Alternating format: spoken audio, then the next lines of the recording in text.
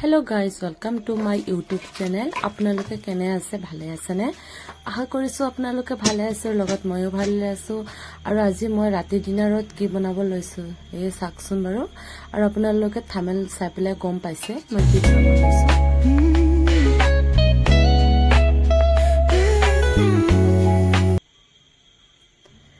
মই আজি ইয়াত মাছ লৈ লৈছো 1 কেজি মান। এটো চান্দা মাছ কয়, আপোনালোকে চিনি পায় কি নাপায় নাজানো বাৰু। আৰু ইয়াত মই লৈছো আজি আলু আৰু উৰহি, গছৰ উৰহি যে সেইকাৰণে ধুনীয়াকৈ কাটি মেলি লৈছো। আৰু ইয়াত মই কেৰাহীটো বহাই দিছো। আৰু মই ফাৰ্ষ্ট কেমেৰাত আহিছো, নাজানো কেনেকুৱা লাগিছে, ভূতৰ নিচিনা লাগি আছে হ'বলা, কিন্তু কি উপায় নাই। ইয়াত মই ভিডিঅ' বনাই আছো যদি আপোনালোকৰ মাজত অলপ বাৰু এনেকুৱা চাই পেলাই ভিডিঅ' বনাও, ভালেই লাগে, সেইকাৰণে মই আহিছো কেমেৰাৰ ওচৰলৈ। আৰু ইয়াত কেৰাহী চকচন বহাই দিছো, কেৰাহীখন বহাই দিছো। আৰু ইয়াত মই উৰহিকিটা কাটি লৈছো, মাছকিটা ধুনীয়া কৰি হালধি লগাই ৰাখিছো। আৰু কেৰাহীত মই ইয়াত মিঠাতেল দি দিম, অলপমান দিম, বেছি নিদিওঁ। এইটো চান্দা মাছ যে, চান্দা মাছ হলে মানে অলপ তেল বেছিকে নালাগে, অলপকে দিলে হৈ যায়, পিছত তেল ওলাই। সেইকাৰণে মই কেৰাহী ধুনীয়াকৈ বহাই লৈ চান্দা মাছকিটা ভাজি লম। আৰু এনে তেলেতীয়া মাছ যে বেছি চৰ্বি হয় আৰু বেছি তেল ওলায়। আৰু এনে চাওকচোন মই তেলটো গৰম কৰি লৈছো। আৰু তেলটো ইয়াত গৰম কৰি ধুনীয়াকৈ মই লাৰি দিছো তেলটো চাৰিওফালে, যাতে মাছটো চাইডে দিগি নালাগি নাযায় আৰু ভাঙি নাযায়। সেইকাৰণে মই এনেকুৱা দিছো তেলটো ঠিক কৰি। আৰু ইয়াতে এটা কৰি মই ফ্ৰাই কৰিম মাছকেইটা, এবাৰতে নহয়, সৰু কেৰাহী আৰু মাছটো বহুত আছে, মই দুবাৰতে ফ্ৰাই কৰিম। আৰু ইয়াত চাওকচোন মই 4-5 পিচ মান দি মই ইয়াত ফ্ৰাই কৰি ল'ম। আৰু ইয়াত চাওকচোন ধুনীয়াকৈ মাছটো ধুনীয়াকৈ চাইছে, এতিয়া লগতে দিছো, ধুনীয়া কৰি উঠি যাই আছে। তেল বেছি গৰম কৰি দিলে মাছকেইটাত সোনকালে উঠে, তললৈ লাগি নাযায়। আপোনালোকে ট্ৰাই কৰিবচোন। আৰু মাজে মাজে মোৰ কেমেৰাত অলপ ডিষ্টাৰ্ব দি আছে, কিয় বাৰু নাজানো, মই লাইটৰ কাৰণে অলপ ডিষ্টাৰ্ব হৈ আছে, আপোনালোকৰ অসুবিধাও হ'ব পাৰে, প্লিজ অলপ এডজাষ্ট কৰি ল'ব, আৰু উপায় নাই। আৰু ইয়াত মাছকেইটা এক চাইড ফ্ৰাই হৈ গ'ল, মই লটিয়াই দি দিম আন চাইড লৈ চাই লগত। এইয়া চাওকচোন ৰঙা হৈ গৈছে। বেছি কৰক কৰি নাভাজো, বেছি কৰক কৰি ভাজিলে তৰকাৰী দি মানে দিলে জোলত দিলে ভাল নালাগে খাই, টান হৈ যায়, অলপ ৰঙা হ'লেও হয়। সেইকাৰণে মই ইয়াত ওলোটাই দি দিছোঁ। আৰু প্ৰথম এইখিনি ভাজি হৈ গৈছে, আৰু ইয়াত মই নেক্সটটো ভাজি দিছোঁ বাৰু, সেইখিনি দেখুওৱা নাই আপোনালোকৰ মাজত। আৰু ইয়াত চম্বাছৰ কাৰণে মই এটা ডাঙৰ এটা চাইজৰ পিঁয়াজ লৈ লৈছোঁ। প্ৰথমে মই এয়া চাকুৰে কাটি লৈছোঁ পিঁয়াজটো। আজি মই একে মছলা পিচি পেলাই একো নিদিওঁ, চব গুড়া মছলা মই ব্যৱহাৰ কৰিম। আৰু মছলা পিচি খাই ভাল নালাগে, আৰু আজি নতুন ষ্টাইলত বনাওঁ আৰু কেনেকুৱা লাগে মই আপোনাক জনাম। আৰু এয়া চাওকচোন মই এটা পিঁয়াজ কাটি পেলাই অলপমান তেলত দি দিছোঁ দেই। আৰু তেলকেইটা বহুত আছিলে, মই তাৰ কেৰাহীৰ পৰা ওলাই ৰাখিছোঁ মাছ তেলখিনি। আৰু অলপমান তেলত মই এইখিনি পিঁয়াজখিনি ফ্ৰাই কৰি ল'ম।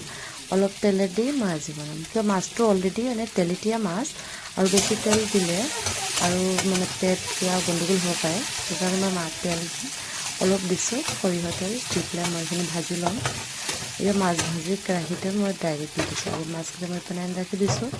আৰু মই ইপিনে ভাতকেইটা বহাই লওঁ, ভাতো লাগিব নহয়, কিন্তু তৰকাৰী খালেতো নহ'ব, সেইকাৰণে ভাতকেইটা বহাই লৈছোঁ, ভাত হৈ থাকোঁ বাৰু। আৰু দুজন মানুহ অলপ আমাৰ অলপ হ'লে হয়। আৰু এইকেইটা মই চব্জিকেইটা কাটি ৰাখিছোঁ, উৰহি আৰু আলুকেইটা কেৰাহীত দি দিছোঁ। পিঁয়াজকেইটা কিন্তু ৰঙা হৈ গৈছে, কেৰাহী বহুত গৰম হৈ গ'ল। আৰু দি দিছোঁ উৰহিকেইটা, আৰু উৰহিকেইটা ধুনীয়াকৈ ফ্ৰাই কৰি ল'ম 5 মিনিটমান। উৰহিকেইটা যেতিয়া সিজি যাব ভাজোঁতে, তেতিয়া মই মছলা দিম। ইয়াত দি দিছোঁ নিমখ সিজিবলৈ, আৰু ৰঙা কালাৰটো আহিবলৈ অলপ হালধি দি দিম, গুড়া হালধি। প্ৰথমতে আপোনালোকে এনেকৈ নিমখ দি পেলাই উৰহি বা যিকোনো পাচলি অলপ ফাৰ্ষ্ট টাইম এনেকুৱা মানে ভাজি কৰি দিব, সোনকালে ভাজি হয় নিমখখিনি দিলে, আৰু ধুনীয়াকৈ সিজে। আৰু হালধি অলপ ফ্ৰাই কৰিব, ভজাত হালধিটো অলপ দিলে কালাৰটো বহুত ধুনীয়াকৈ আহে।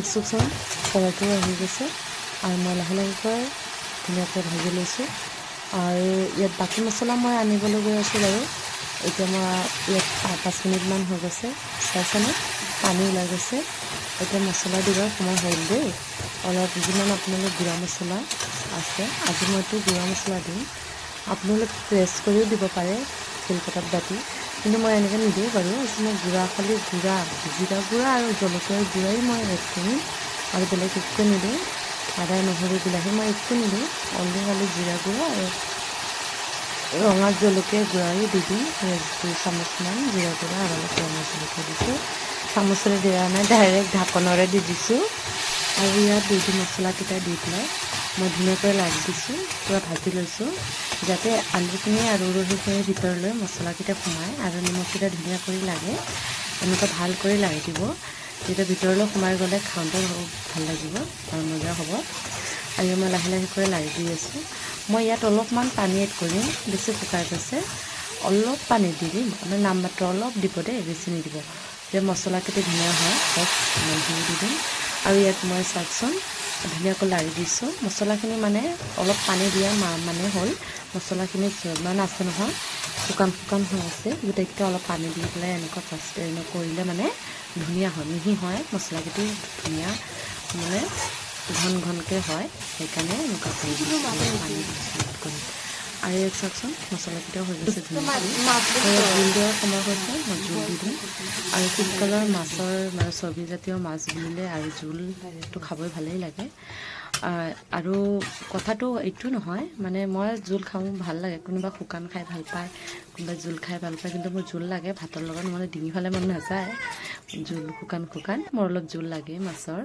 সেইকাৰণে ইয়াত জোল দি দিছোঁ যিমান পৰিমাণে দি দিলোঁ 15 মিনিটমান মই ইয়াত মাছকেইটা দি পেলাই উতলিবলৈ দিম আৰু মোৰ ইপিনে ভাতো হৈ গ'ল আৰু এইকেইটা মাছকেইটা মই ধুনীয়াকৈ দি দিছোঁ আৰু মই তৰকাৰীকেইটা আৰু 5 মিনিট হৈ গ'ল মই একেবাৰে ওচৰতে আহিছোঁ বাৰু চাইছোঁ কেনেকুৱা হৈছে মাছকেইটা তৰকাৰীকেইটা এতিয়াও হোৱা নাই আৰু 10-15 মিনিটমান লাগিব আৰু ইপিনে চাওকচোন উতলি আছে তৰকাৰীকেইটা 10 মিনিট 5 মিনিট পিছতো উতলিছে ধুনীয়াকৈ গোন্ধটো ইমান ধুনীয়া ওলাইছে নহয় মই একেবাৰে ওচৰলৈ যাই পেলাই চাওঁগৈ কিমান ধুনীয়া কৰি গোন্ধটো ওলাইছে ইমান ধুনীয়া গোন্ধটো ওলাইছে লাৰি দিওঁ ধুনীয়া কৰি ইয়াত লাৰি দিছোঁ মই ধুনীয়া কৰি আৰু ইয়াত লাৰাৰ পিছত এয়া ঘনকৈ হৈ গৈছে হৈছেনে আৰু বেছি শুকাব নালাগে বাৰু মই ইয়াতে এনেকুৱা ওলাই দিম মই ইয়াত কোনো ধনিয়া পাতো এড কৰা নাই পুৰা চিম্পলভাৱে বনাইছোঁ সহজভাৱে আৰু 5 মিনিটৰ ভিতৰতে আপোনালোক বনাব পাৰিব